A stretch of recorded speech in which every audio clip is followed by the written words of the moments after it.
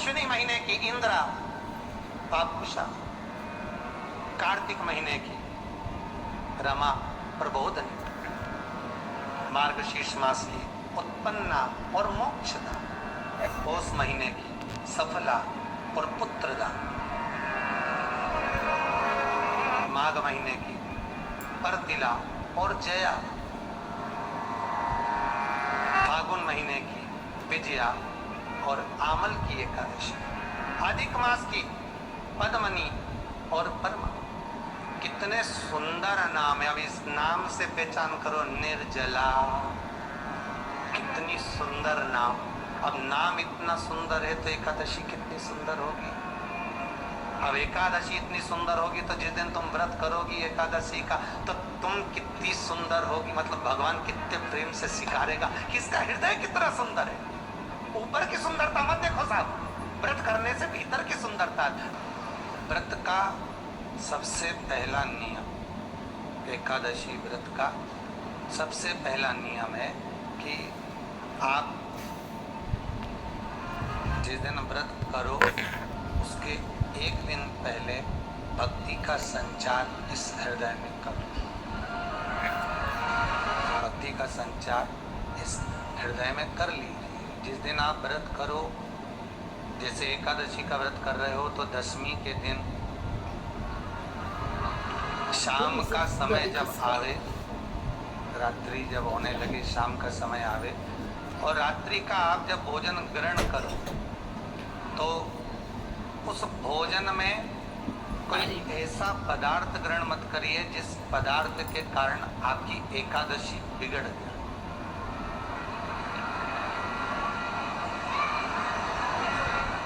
कोई बेकार भोजन में ग्रहण नहीं करना। श्रेष्ठ भोजन ग्रहण करिए दशमी। और एकादशी का दूसरा नियम बहुत ध्यान से सुनिएगा। जिस दिन आपकी एकादशी का व्रत हो उस दिन प्रयास करिएगा कि अपने हाथ से किसी भी वृक्ष की कोई पत्ती टूटे ना। अपने हाथ से किसी भी वृक्ष की, पौधे की, किसी भी वृक्ष की पत्ती अपने हाथ से ना टूटे। बहुत ध्यान दीजिएगा महाराज। एकादशी का ये दूसरा नियम है कि अपने हाथ से किसी पौधे की, किसी वृक्ष की, किसी डाली की कोई पत्ती टूटे ना, कोई पत्ती ना टूटे, इसका प्रयास करिए।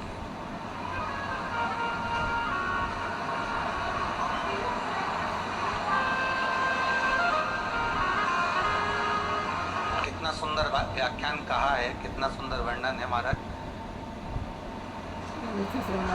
कि मात्र एकादशी का व्रत कर लेने पर, मात्र एकादशी का व्रत कर लेने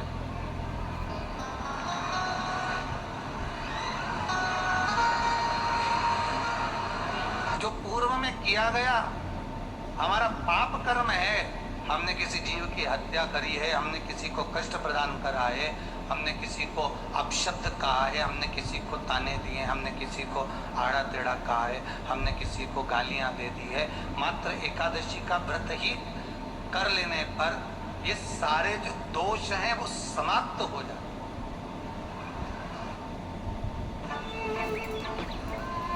आओ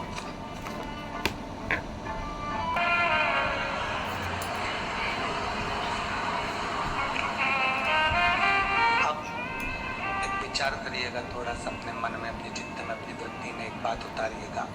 एक अपने मन में एक बात को उतार कर रखिएगा कि आप अपने पाप को, अपने पाप कर्म को जिस दिन छिन्न करने वाले हो, समाप्त करने वाले हो, अपने पाप को आप जिस दिन समाप्ति पर लेकर जा रहे हो तो उसके एक दिन पहले आपको प्रसन्नता होना चाहिए कि नहीं होना चाहिए कि कल मेरा पाप कटने वाला है, कल मेरा पाप समाप्त होने वाला है। जो मैंने पाप कर्म करा है वो समाप्त होगा, जो मैंने पाप कर्म करा है वो कल समाप्त हो जाएगा। तो एक दिन पहले आपके चेहरे पर प्रसन्नता हो कि ना हो?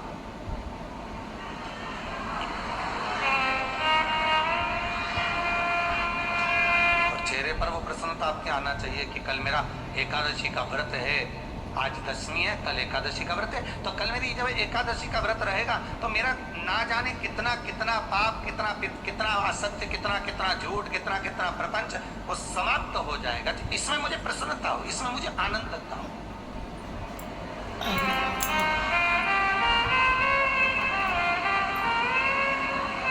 तो क्या कहा गया कि प्रयास करिएगा कि एकादशी के दिन कोई वृक्ष की, कोई डाली की, कोपल की कोई पत्ती ना तोड़ी जाए।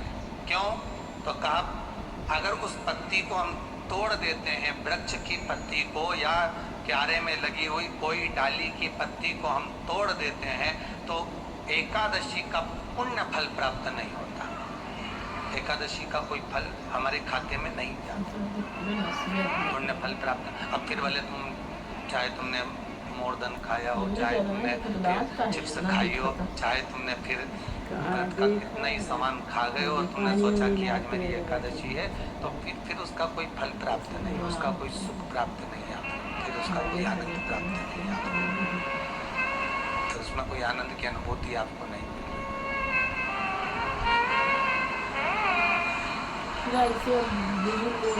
फिर उसमें कोई फल की प्राप्ति आपको नहीं होगी।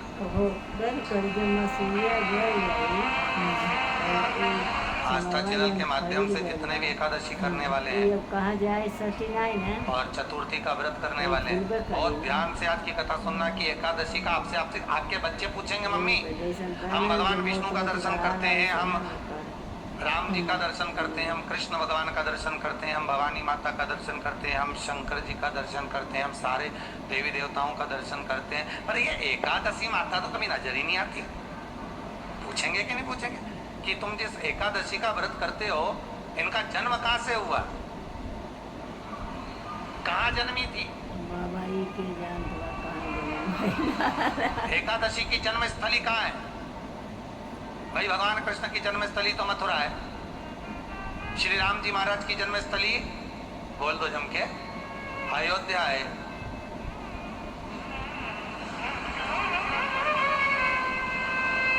कोई आपसे पूछ ले कि एकादशी की जन्मस्थली कहाँ है, तो आधे लोग तो बाल खुजाने में लग जाएंगे कि एकादशी आखिर पैदा कहाँ थी, जन्म कहाँ, इसका जन्म हुआ कहाँ था, कहाँ जन्मी? रामटेक में एकादशी मंदिर है, एकादशी के मंदिर, एकादशी मंदिर इसका जन्म स्थल है कहाँ? एकादशी है बनना, एकादशी के कारण अगर मान लो जन्म स्थल एकादशी का है, ये कुछ रहल मंदिर खुलल रहती है, मंदिर खुलल रहता है से कि ओ दिन मंदिर एकादशी खुले लाते पंडित जी बैठना खाना अच्छा बना और एकादशी अगर याद जन्मी है, कनी बाबू से दूर दे की उसका जन्म हुआ है बाबू और दुनिया के लोग इतना व्रत करते हैं, उपवास करते हैं,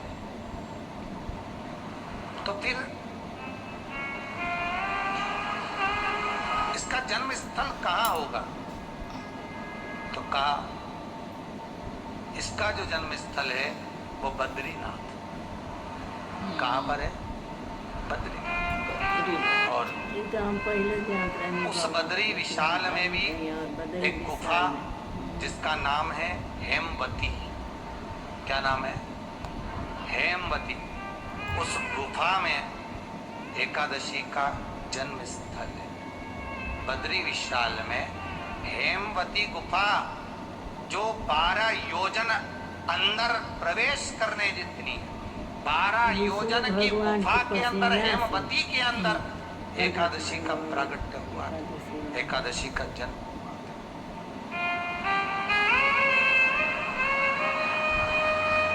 अब तो बता सकते हो ना कि कोई पूछे कि राम जी का जन्म अयोध्या में हुआ, भगवान कृष्ण का जन्म मथुरा में हुआ, और कोई पूछ ले आपका जन्म कहाँ हुआ, तो अपन कह सकते हैं सीहोर में हुआ हमारा। और आपसे कोई पूछे कहाँ हुए, तो कहीं इंदौर में हुए कि देवास में हुए कि भोपाल में हुए कि मुंबई में हुए कि पुणे में हुए, आपका तो बता दोगे। पर बच्चे आपसे पूछ ले मम्मी तू इतनी एकादशी का व्रत करती है, एकादशी का तू व्रत करती है और सबको करा देती है कि वल्लभ कुल की एकादशी करो, भले बकरी जैसे चरो पर एकादशी करो, और सबको एकादशी कराया, तो कोई पूछ ले कि एकादशी का जन्म कहाँ हुआ था, तो आप कह सकते हो कि बद्री विशाल में, हेमावती में, बद्री विशाल के हेमवती गुफा के अंदर जो 12 योजन की गुफा है, उस गुफा में एकादशी का जन्म हुआ। कब हुआ? यही डालेंगे टाइटल।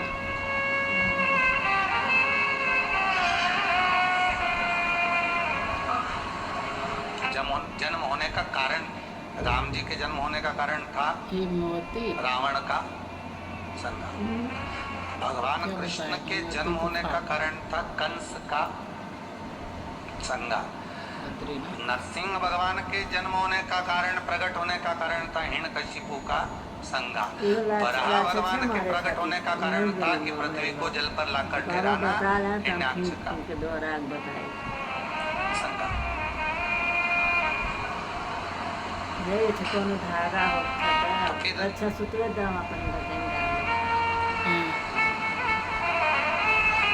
इसके जन्म का कारण क्या?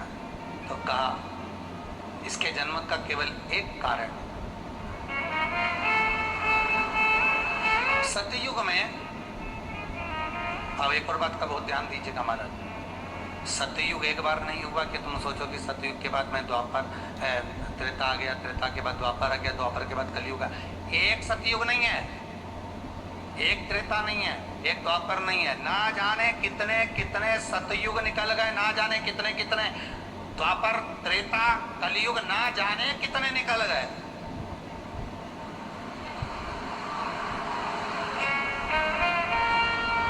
और आप और हम जैसे भी इस पृथ्वी पर ना जाने कितने, अरे जम के तो बोलो, निकल गए। पृथ्वी वहीं की वहीं है, जिस मकान में रहते हो वो मकान भी वहीं की वहीं है। बस कभी कभी एकदम फ्लैट हो जाता है, फिर उस पर वापस बन जाता है, फिर क्लीन, फिर बन गया, फिर क्लीन, फिर बन गया। ना जाने कितने कितने कितने कितने जन्म हम ले चुके हैं, और हमारे भी आगे का जन्म कितने जन्म होते रहेंगे। जमीन वहीं की वहीं रह जाएगी और अपन चले, बस वो जगह वहीं रहेगी जो पहले परदादाजी की थी, दादाजी को मिल गई, दादाजी की थी, पिताजी को मिल गई, पिताजी की थी, उनके बेटे को मिल गई, उनके बेटे से उनको बेटों को मिल गई। मिलते मिलते मिलते मिलते कब वो जमीन भी बिक गई समय की अवस्था में, फिर दूसरे की हो गई, और हम सोच कर रह गए कि ये हमारा है, हम इसके लिए लड़ाई करें, झगड़ा करें। हम केवल इस जमीन के लिए, जरा सी प्रॉपर्टी के लिए अदालत में खड़े, अपना समय बर्बाद कर दिया, और जो पाना था वो छोड़ दिया।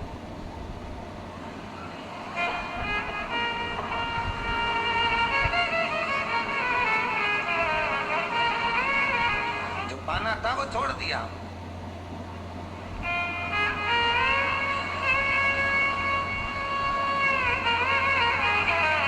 असली रजिस्ट्री तो ये शिव महापुराण की कथा है, जिसमें बैठकर आप 3 घंटा भगवान की भक्ति को जो धारण कर रहे हो, 3 घंटा जो भगवान की कथा को आप श्रवण कर रहे हो, 3 घंटा जो भगवान की भक्ति में आप डूबे हुए हो, 3 घंटा जो भगवत स्मरण में आप लगे हुए हो, बस यही असली रजिस्ट्री है, यही वहाँ काम आने वाली है। इसके सिवाय कुछ काम नहीं आएगा। धन दौलत माल खजाना सब पड़ा की पड़ा रहेगा, सब धरा की धरा।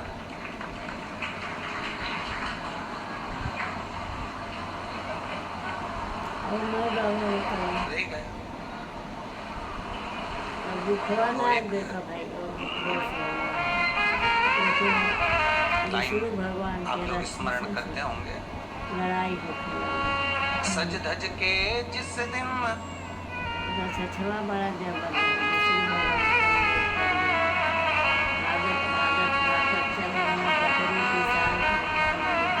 सज धज के जिस दिन मौत की शहजादी आएगी, न सोना काम आएगा न चांदी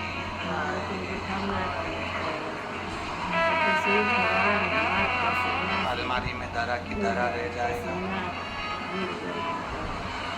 लॉकर में पड़ा की पड़ा रह जाएगा। लॉकर में पड़ा की पड़ा है, अलमारी में धरा की धरा। कपड़े भी सारे घड़ी बने की मैंने दिया तो पहले नहीं सकाल में मैं तो उसका करे था कपड़े भी धरे की धरे रह गए अच्छा अच्छा मर गया और सब बड़ा रहे कि छोटा सा तो कितने बड़े अरमान है तेरे हमसे कुछ मांगे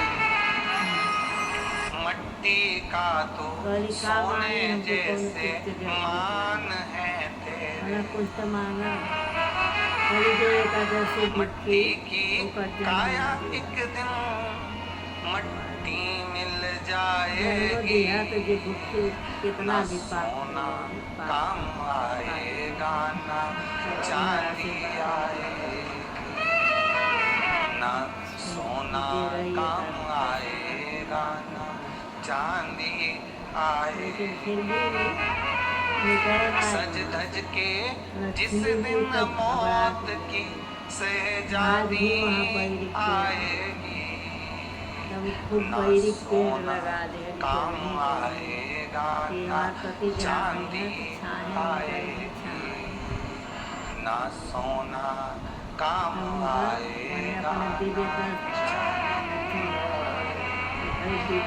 सब पड़ा रहेगा धरा की धरा रह जाए सब बड़ा की बड़ा रह गया चला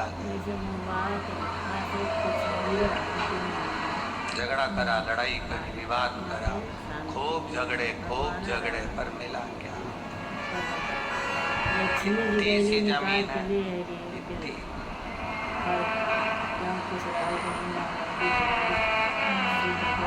मिल भी गई हो गया मान लो तुमको मिल गई लड़ाई झगड़ा में या तो शिव महापुराण की कथा कहती है कि माता पिता के आशीर्वाद से बड़ी दुनिया में कोई प्रॉपर्टी नहीं है माता पिता के आशीर्वाद से बड़ी दुनिया में कोई दौलत नहीं है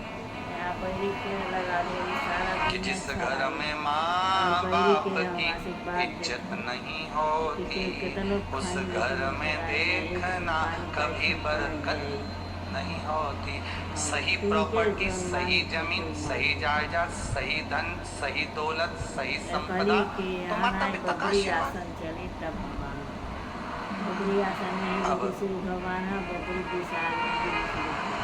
प्रयास करना एकादशी के दिन कोई पत्ती ना टूटे अगर आपको तुलसी के दल की भी जरूरत है तो आप दूसरे से कह सकते हो कि मुझे तुलसी का दल ला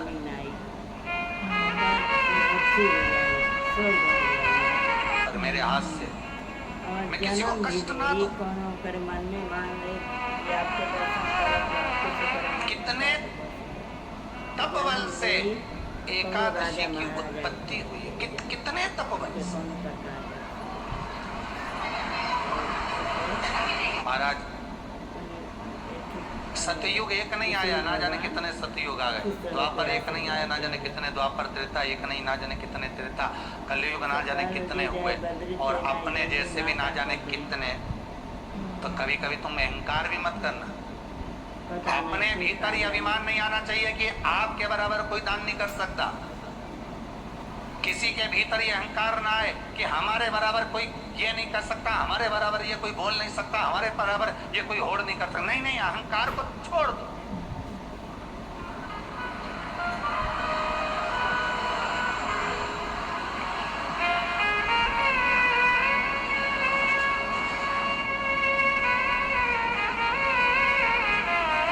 इस भारत की भूमि पर इस भारत माता की गोद में अगर वीर भी जन्मे तो ढेर वीर जन्मे कोई एक नहीं कोई एक सोचे कि मेरे बराबर कोई और नहीं कर सकता नहीं नहीं ना जाने कितने इस भारत माता की गोद में अगर दानी भी जन्मे तो ना जाने कितने कोई ये ना सोचे कि मेरे बराबर कोई दान नहीं कर सकता इस भारत माता की गोद में सुंदर भी जन्मे तो इतने कोई ये ना कह सकता है कि मेरे बराबर कोई सुंदर नहीं और इस भारत माता की गोद में कलाकार भी जन्मे तो इतने कोई ये नहीं कह सकता कि इसके बराबर कोई नहीं इस भारत माता की गोद में कथाकार भी ढेर जन्मे कोई ये नहीं कह सकता कि इसके बराबर कोई नहीं भगवान ने पैदा करा अभिमान नहीं होना चाहिए अहंकार नहीं होना चाहिए ना जाने कितने हो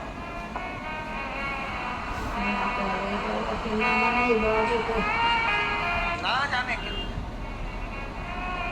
ये कोरोना में और पुस्तिका नाम जो है बस उनका हो सकता है मौसी जेठ बेटा है सतयुग त्रेता द्वापर कलयुग भी है, अनेक हुए तो हम भी अनेक होंगे, बुधवा बुधवा का है हम भी ना जाने कितने होंगे। बहुत सतयुग की कथा है।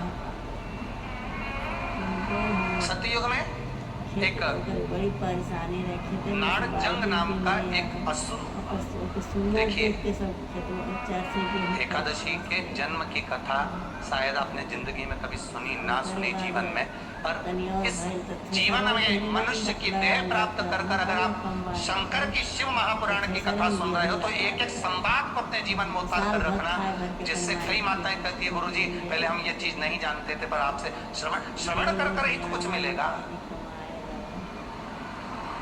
आने वाली पीढ़ी को हमको ज्ञान देना है। सियोर वाला महाराज तो 3 घंटा 2 बजे से 5 बजे तक आस्था चैनल पर, फेसबुक पर, यूट्यूब पर कथा बाज देगा। इसके बाद जवाबदारी आपकी है। कथा सुनने के बाद जवाबदारी आपकी है कि आपके बच्चों को शाम को भोजन कराते समय, आप रात्रि को अपनी बहन से बात करते समय, आप रात्रि को अपने रिश्तेदारों से बात करते समय उनसे भी प्रश्न कर सकते हो, क्यों आज तूने कथा सुनी थी, आज अपने एकादशी के जन्म की कथा सुनी कि एकादशी कब पैदा हुई, एकादशी का जन्म कब हुआ, कौन सी जगह पर जन्मी थी। अपने को मालूम था कि राम जी कहाँ जन्मे, अपने को मालूम था भगवान कृष्ण कहाँ जन्मे, अपने को मालूम था नरसिंह भगवान कहाँ जन्मे, पर अपने को एकादशी का जन्म कहाँ हुआ ये नहीं मालूम था। आप अपनी बहन से, अपने रिश्तेदारों से बात कर सकते हो। 3 घंटे की कथा तो आप यहाँ श्रवण कर लेते हो आस्था चैनल के माध्यम से, फेसबुक और यूट्यूब के माध्यम से। इसके बाद की जवाबदारी आपकी है कि इस कथा का प्रसाद आप किस किस को दे रहे हो। आप कथा का फोन लगाकर किस किस को बोल रहे हो कि 2 बजे से 5 बजे तक कथा आ रही है। सुनो, व्रत शिव महापुराण की कथा है। व्रत उपवास जो अभी तक करते आए हैं उसी को सुन रहे हैं कि अब कैसे करना चाहिए। करते तो आए पर उसको करना कैसे। कहाँ जन्म ले लिया तो कहा महाराज बद्रीनाथ। कब जन्मी एकादशी? एकादशी का जन्म कब हुआ तो कहा एक नाड़ाजंग नाम का सुर था, राक्षस, जिसके पुत्र का नाम था मुर। क्या नाम है? मुर। मुरदे। ये मुरदैत्य इतना विशालकाय था, इतना विशालकाय था, रहने वाला चंद्रावती नगर का था। कौन से नगर में रह रहा था? चंद्रावती नगर। बड़ा विशाल का।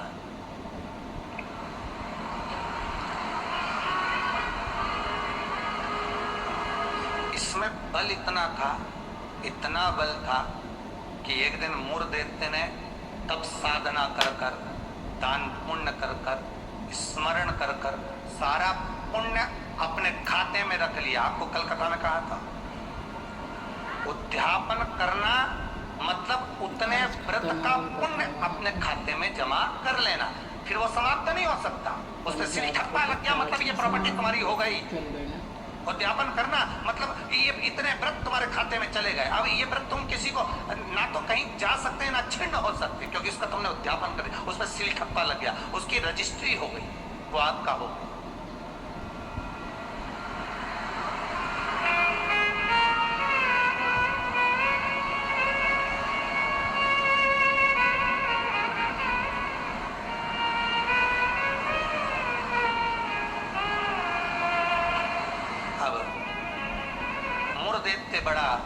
बड़ा उपद्री था, बड़ा उपद्री, इतना उपद्री, पर साथ में वो दान भी बहुत करता था, साथ में वो पुण्य भी बहुत करता था।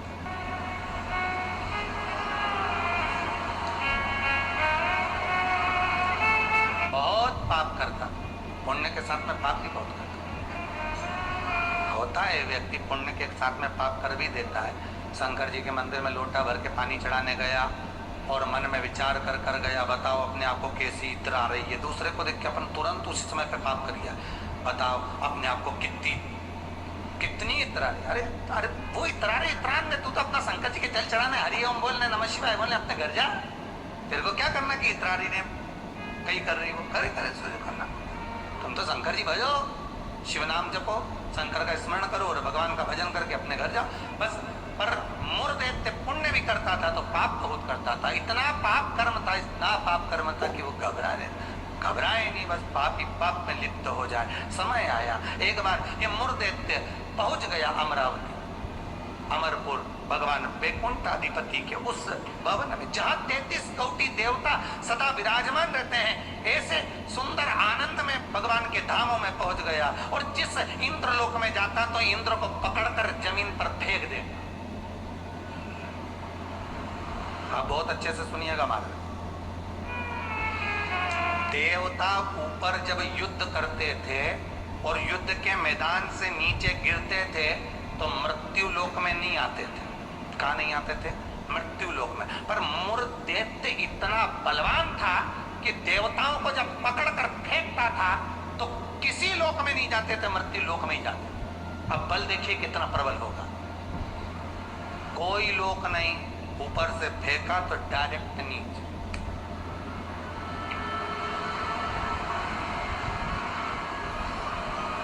सीधे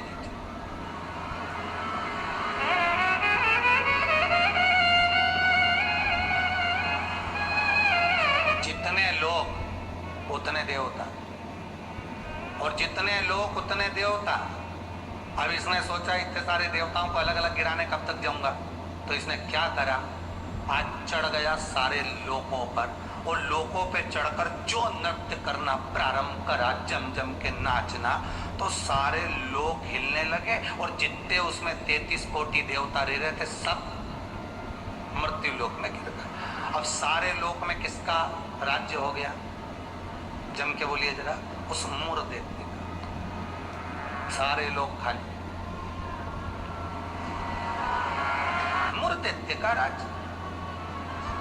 सारे देवता इकट्ठे होकर शंकर भगवान के पास में गए, क्योंकि मृत्यु लोक में आ गए तो मृत्यु लोक में कहां जाएंगे? आपको पहले भी कथा में कहा, मृत्यु लोक में जन्म हुआ है आपका, आप पृथ्वी पर जन्मे हो। और मृत्यु लोक में जन्म लेने के बाद अगर आप मन में सोचो कि हम शंकर की आराधना क्यों कर रहे हैं, अरे मृत्यु लोक में जन्म लेने के बाद शंकर की आराधना ही मूल है, शिव की आराधना ही जरूरी है।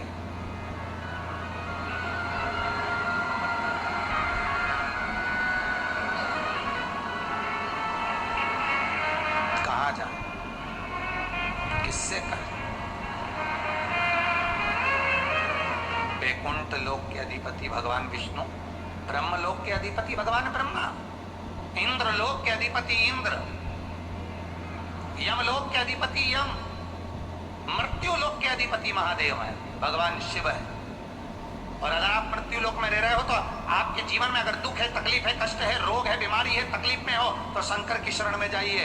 सारे 33 कोटि देवताओं का चरित्र एकादशी के जन्म की कथा कर रही है, पद्म पुराण की कथा कर रही है, स्कंद पुराण की कथा कर रही है, शंकर की पावन कथा कर रही है कि देवता जब मृत्यु लोक में आ गए और मृत्यु लोक में आने के बाद उनको जब कष्ट हुआ, किसी देवता के पास नहीं गए, सबसे पहले शंकर जी के पास गए, क्योंकि जो करीब में होता है उसी को पुकारा जाता है। एक बहू पूना में रह रही है और एक बहू तुम्हारे साथ में रह रही है और तुम्हारा पेट दुखे या चक्कर आ रहे हैं तुमको, तो क्या पूना वाली को फोन लगा के बोलोगी बहुत चक्कर आ रहा है?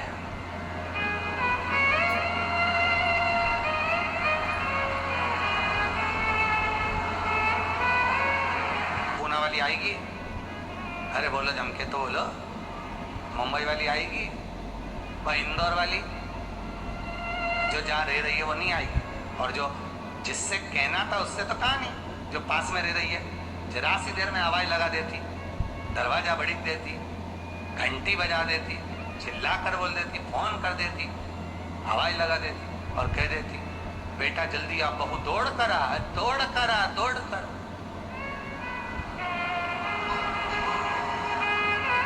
बोलो आती कि नहीं आती? कितना भी झगड़ा हो, कितनी भी लड़ाई हो गई हो, तो भी किसी को तकलीफ में है तो ऐसी कोई बहू नहीं होती जो दौड़ कर ना आए। तकलीफ में होगी, भले कितना भी झगड़ा कराओ, कितनी भी लड़ाई करियो, कितना भी विवाद हो, दौड़ के आ गए और आई तुरंत क्या हो गया मम्मी? बस मेरे को चक्कर आ रहा है। अब तुमने पूना वाली को बुलाया, इंदौर वाली के बुलाया, बड़नगर वाली के बुलाया,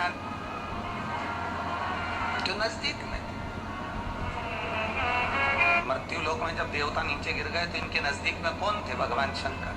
जब शंकर भगवान नजदीक में थे तो सारे देवता शिव जी के पास दौड़ कर गए, भोलेनाथ जी के पास दौड़ कर जाकर हर हर महादेव, हर हर महादेव, हर हर महादेव। जैसे ही हर हर महादेव बोला, शंकर भगवान के ना नेत्र खुल गए। शिव जी ने पूछा कैसे आना हुआ, ये तो बताओ।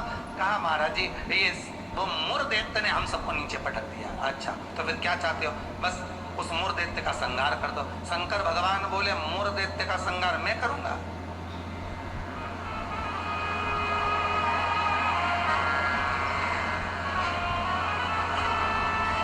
मैं नहीं कर सकता।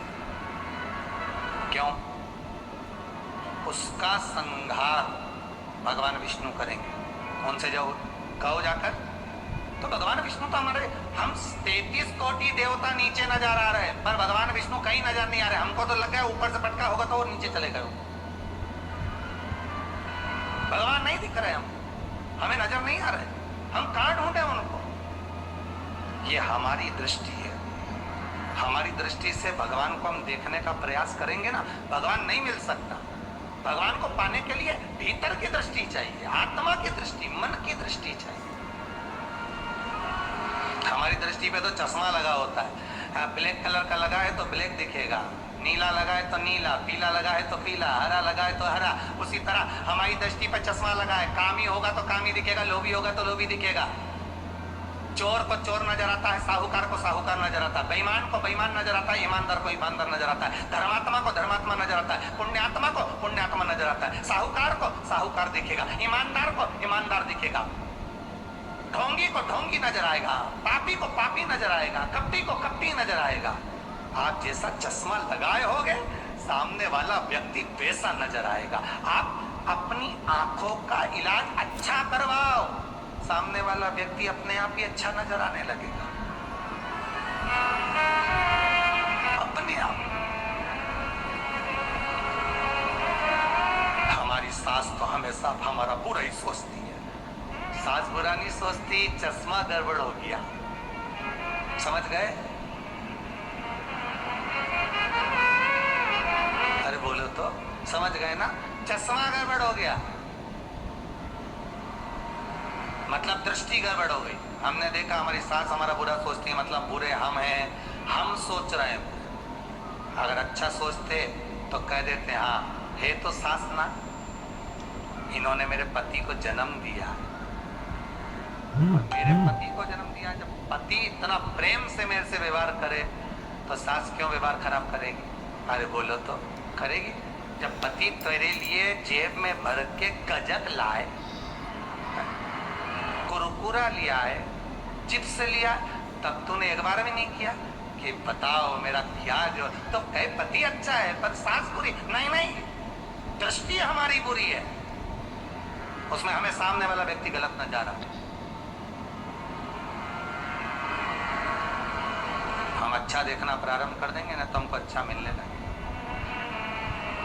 बुरा जो देखन में चला और बुरा न मिला कोई, कौन मिला फिर बुरा?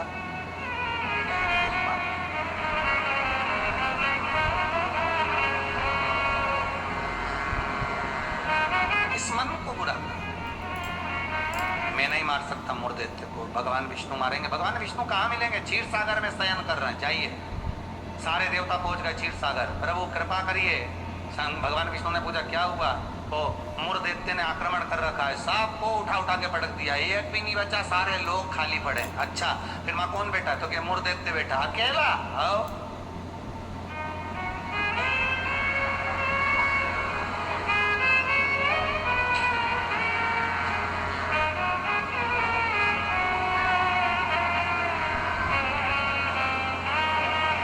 वो अकेला बैठा। हाँ, भगवान विष्णु बोले आप चिंता मत लो, चलो चलो हमारे साथ। चंद्रावती नगर पर सारे 33 कोटि देवता आक्रमण कर दो। शंकर भगवान तो मुस्कुराने लगे। एक मूर दैत्य के लिए 33 कोटि देवता अपना अपना लोक छोड़कर आ रहे हैं युद्ध करने के लिए। विचार करिएगा जरा। एक व्यक्ति की हस्ती मिटाने में, एक व्यक्ति की हस्ती मिटाने में ना जाने कितने लग जाते हैं नीचे गिराने में, ना जाने कितने।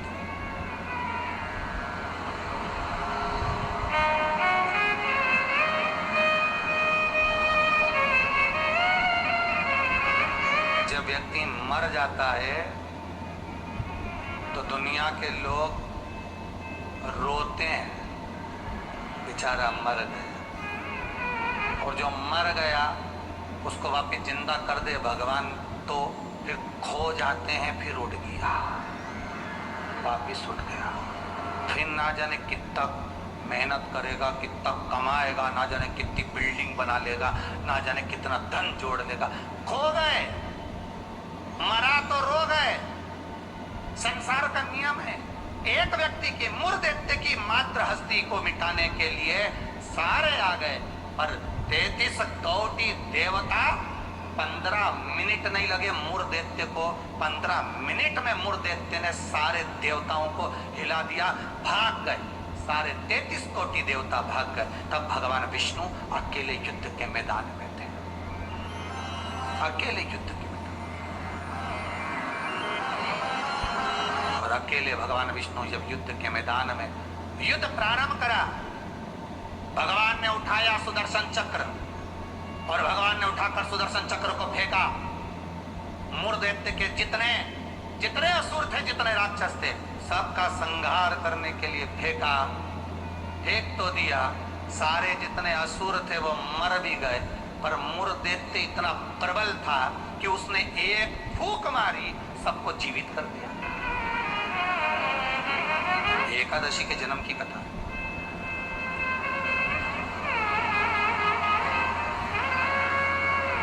गजब हो गया, इतने सारे मरे और एक क्षण में भगवान ने तो सुदर्शन फेंका ने, सब घूम के गया ने, सबके मार के आया। वो कहे तो 1 घंटा, आधा घंटा, 15 मिनट, 10 मिनट, 5 मिनट लगे होंगे। इसने तो एक फूंक मारी, जो यहाँ से चालू करा, हैप्पी बर्थडे टू यू, एक फूंक में ही सब निपटा दिया। ले सब जाग गया, सब। जैसे वो 11 साल हुए तो लोग 11 मोमबत्ती जला। हमारे यहाँ तो कहीं नियम नहीं है, हिंदू धर्म के शास्त्र के अनुसार ये नियम नहीं है कि मोमबत्ती को बुझाओ कि दिया बुझाओ। हमारे यहाँ तो जन्मदिन मनाओ तो दिया जलाओ।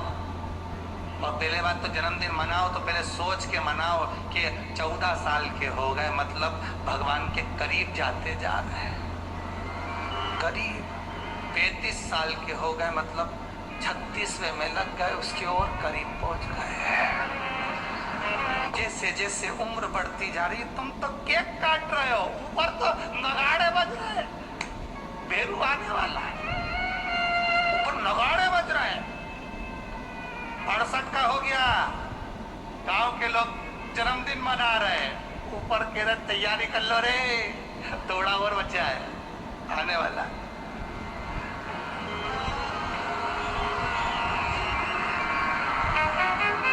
पूछते हैं तो गुरुजी क्या हम जन्मदिन नहीं मनाए? हमने कहा मनाओ। तो आप तो ऐसा बोलते हैं। हमने कहा जन्मदिन मनाना मतलब हम तो समझ जाते हैं कि ये जन्मदिन इसलिए मना रहे हो क्योंकि तुम्हें खुशी है भगवान के पास जाने की, इसलिए मना रहे हो कि अब हम भगवान की ओर करीब हो गए, हम और करीब हो गए, हम और करीब हो गए। अरे जन्मदिन आता जाए तो विचार करते जाओ कितने साल निकल गए।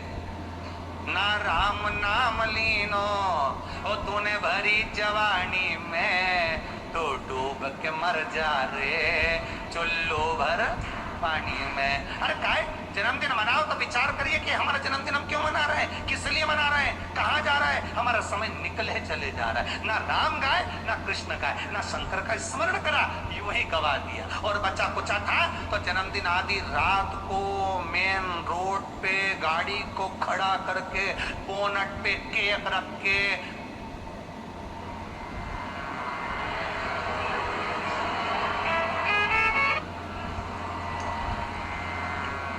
चले गए। रोड पे गाड़ी खड़ी कर ली, केक काट लिया, आधी रात को बम फटाका फोड़ लिया, बस। क्या मतलब? वो अनाथ नहीं है, वो अनाथ नहीं है। उसके सिर पर उसके माता पिता का हाथ है।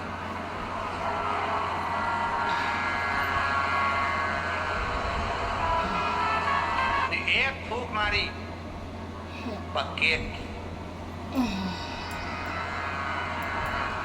सारी मोमबत्ती बुझा दी, और इस मूर्देत्य ने एक फूंक मारी ने जितना गिरा पड़ा था नहीं सबके जगा दिया एक ही में।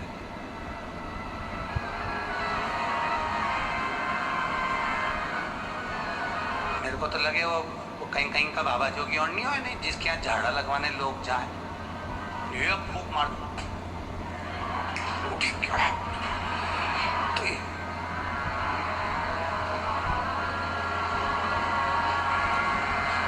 देख क्या एक फूंक में उठ गया।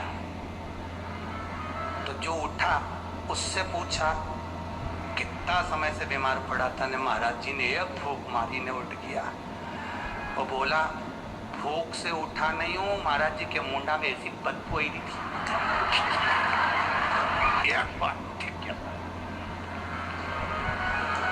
इसलिए भगाई, दूसरी मार देगा फूंक तो निपटी जाऊंगा, समझो। और के गया महाराज जी के कान में, कहीं पायरिया की कहीं बीमारी बीमारी तो नहीं है मुंडा में? फूंक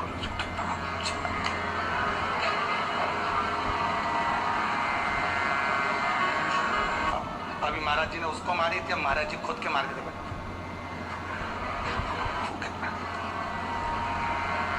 मुर्देत्य ने जो फूंक मारी ने सब पड़िया ने सब उठी गया, एक साथ सारा की सारा उठ के बैठ गया। अब तो भगवान भी सोचे क्या करें। भगवान ने सुदर्शन को वापस लिया, गदा का प्रहार करा। गदा युद्ध हजारों वर्ष तक चला मुर्देत्य के साथ, 1000 वर्ष तक गदा युद्ध चला है भगवान विष्णु का। गदा युद्ध में जब भगवान विष्णु हार गए तब मल्लाह युद्ध प्रारंभ हुआ। कहते हैं हजारों वर्ष निकल गए, 10, 20, 25, 50 हजार वर्ष केवल मल्लाह युद्ध में निकल गए भगवान विष्णु के, तो भी नहीं हारा। आखिरी में भगवान विष्णु की हापड़ी थोड़ी ऊंची, भगवान विष्णु को लगा कि ये हार नहीं रहा। भगवान विष्णु थक गए, क्योंकि ये मूर्देत्य तो पत्थर जैसा था और मेरे नारायण कमल जैसे कोमल थे। भगवान एक जगह जाकर बैठे, लक्ष्मी जी ने, पद्मावती जी ने, माता लक्ष्मी ने जाकर पूछा, नाथ हुआ क्या है? भगवान कह रहे मैं थक चुका हूँ, हजारों वर्ष से युद्ध लड़ रहा हूँ परंतु ये हारता नहीं है। तब लक्ष्मी मैं आता हूँ तो रुक। लक्ष्मी जी को क्षीर सागर में रोका और भगवान नारायण दौड़ कर गए बद्री विशाल। हेमवती गुफा में प्रवेश कर गए, 12 योजन की उस गुफा में मेरे भगवान प्रवेश कर गए। जाकर मेरे नारायण सो गए, क्योंकि इतने थक चुके थे।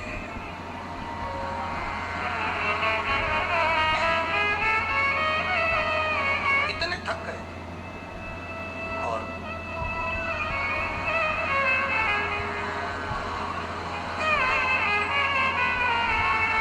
इतने थक गए भगवान, इतने थक गए, सो गए।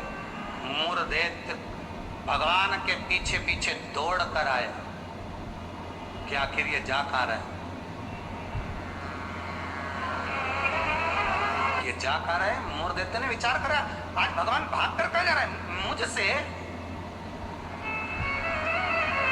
केवल वो काल्यावन को देखकर भगवान युद्ध का मैदान छोड़कर नहीं भागे थे, यहाँ मूर्देत्य को देखकर भी भगवान युद्ध का मैदान छोड़कर भागे थे। भगवान का नाम था रणछोड़ राज।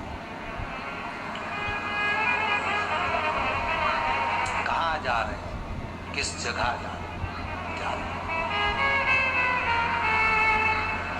चले।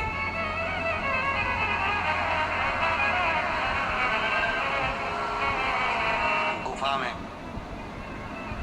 मूर्देत्य ढूंढते ढूंढते उस हेमवती गुफा के अंदर प्रवेश करने लगा।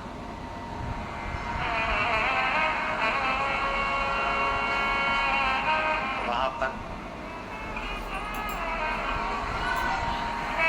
हेमवती गुफा में जैसे ही प्रवेश करा, उस समय पर पाप पुरुष सा पुरुष है? पाप। व्यक्ति का जो पाप होता है, जब वो पुण्य वाली जगह पर जाता है, सत्कर्म वाली जगह पर जाता है, तो उसका जो पाप पुरुष है, उसका जो पाप है, वो उसके सामने आकर खड़ा हो जाता है। बहुत ध्यान देना। क्यों कहते हैं कि मंदिर जाओ, क्यों कहते हैं तीर्थ जाओ, क्यों कहते हैं सत्संग में जाओ, क्यों कहते हैं कथा स्मरण में बैठ जाओ, क्यों कहते हैं? हमारा जो पाप है वो हमसे, जैसे हम तीर्थ गए, जैसे हम भजन में गए, जैसे हम कथा में गए, जैसे हम कीर्तन में गए, जैसे हम स्मरण में गए, जैसे भगवान की भक्ति में हम पहुंचे, हमारा पाप जो हमारे सम्मुख में था, हमारे साथ में था, वो पाप हमसे दूर हो जाता है। और मूर्धेत्य के सामने वही पाप पुरुष आकर खड़ा हो गया। अंदर प्रवेश कर रहे थे मूर्धेत्य, पाप पुरुष ने रोक दिया। कहां जा रहे हो तुम? तुम्हें मालूम नहीं तुम कहां प्रवेश कर रहे हो? तुम्हें ज्ञात नहीं है क्या? ज्ञात है। मैं भगवान विष्णु को ढूंढने जा रहा हूं, उनके साथ मेरा युद्ध हो रहा है। अच्छा, मैं भगवान विष्णु को ढूंढने जा रहा हूं क्योंकि उनके साथ मेरा युद्ध हो रहा था। पाप पुरुष ने रोक दिया, अंदर नहीं जा सकते क्योंकि अंदर पुण्य है। आप रुको भाई। रोक दिया। जब मूर्धेत्य ने पाप पुरुष को हटाया और अंदर प्रवेश करने लगा, 11 दिन तक, एकादशी दिन तक, 11 दिन तक पाप पुरुष और मूर्धेत्य दोनों की बात संवाद हुई है। पाप सामने है, मूर्धेत्य प्रवेश कर रहा है, बीच में पाप पड़ा है। और वहीं बस उस 11 दिन में क्या हुआ कि 11 दिन में भगवान विष्णु के शरीर से एक स्त्री ने जन्म ले लिया। एक कन्या ने, एक स्त्री ने, एक नारी प्रकट हो गई। नारी प्रकट है। मार्गशीर्ष मास कृष्ण पक्ष एकादशी के जन्मदिन की तारीख बता रहा है। जैसे भादो कृष्ण अष्टमी किसका जन्म है? भगवान कृष्ण का। चैत्र की नवमी बोलते जाओ, राम जी का। कोई आपसे पूछे कि एकादशी का जन्म कब हुआ था? मार्गशीर्ष मास की सुंदर कृष्ण पक्ष की एकादशी के दिन, जब 11वां दिन था भगवान को सोते हुए, तब भगवान के शरीर से एक कन्या ने, एक स्त्री ने जन्म लिया। 11वें दिन जन्मी, इसलिए भगवान आगे इसका नामकरण संस्कार करेंगे, उसका नाम एकादशी रखेंगे।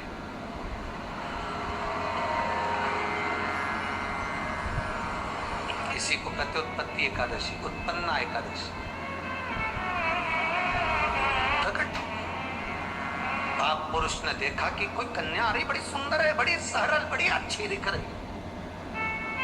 और पाप पुरुष ने देखा इतनी सुंदर कन्या, इतना सुंदर उसका स्वरूप।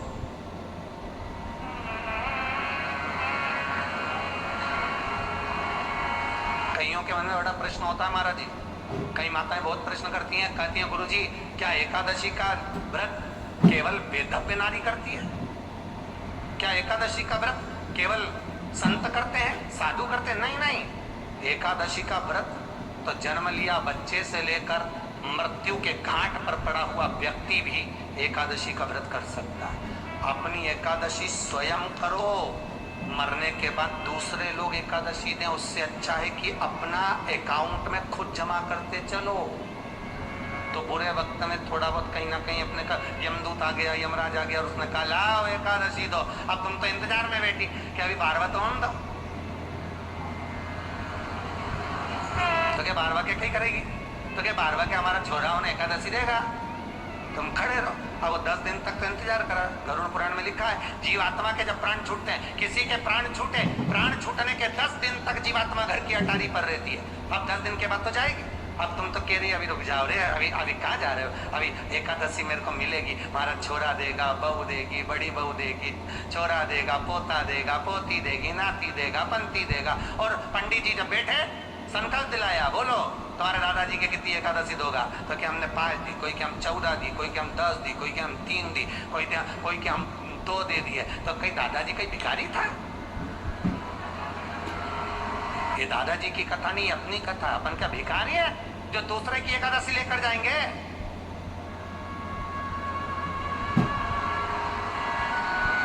अपन अपनी एकादशी खुद करो, स्वयं एकादशी करो, फिर कहूंगा भले बकरी जैसे चरो, पर एकादशी कर। स्वयं अपने लिए एकादशी करो। जिस समय पर जाएं तो इंतजार नहीं करना पड़ेगा, रुक जाए बार बार तो होता अभी एकादशी, पंडित जी भी संकल्प छुड़ाएगा ना जब मिले। नहीं हम तो अब भी ले के जा, तो क्या ले चल, मैंने तो खूब करी, उड़ान की एकादशी करी, तुझे क्या ही मालूम रहेगी हमारा, चल चल मुझे ले। और एकादशी की मृत्यु दीजे द्वादशी को दान, और वृंदावन की लकड़ी दीजे दीजे दोनों हाथ, तुम्हारा द्वारिकारा नाथ, तुम्हारा 4 भुजारा नाथ, द्वारकारा नाथ मारा 4 भुजारा नाथ।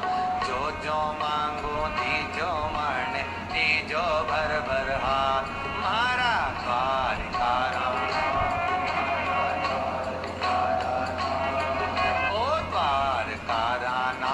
तुम्हारा 4 भुजारा नाथ,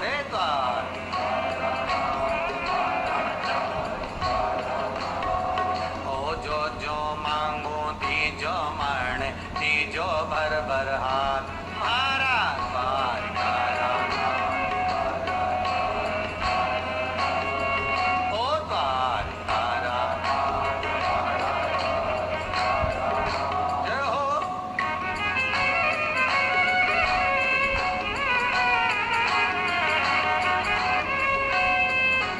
एकादशी की मृत्यु दीजे द्वादशी को दान, एकादशी की मृत्यु दीजे द्वादशी को दान, ओ एकादशी की मृत्यु दीजे द्वादशी को दान, एकादशी की मृत्यु दीजे द्वादशी को दान। हरे वृंदावन की लकड़ी दीजे दीजे दोनों हाथ, मारा द्वारिकारा नाथ, द्वारिकारा ओ जो जो मांगो दीजो मरने, दीजो भर भर हाथ, मारा द्वारिकारा ओ द्वार। In this video, the camera understands what the dog wants. Let's check it out. Now she's...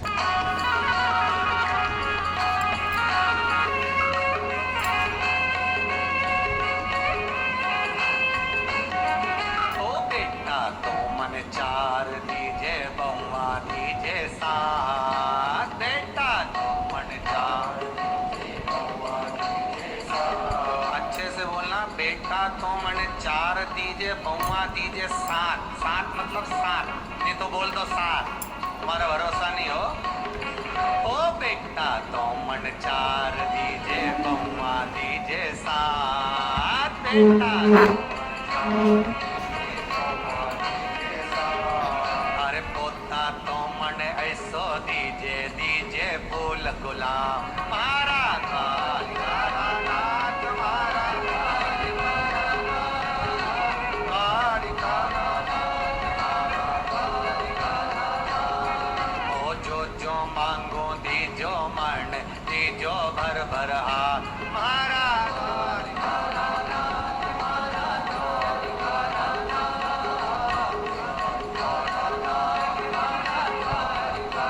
नाथ। जय हो।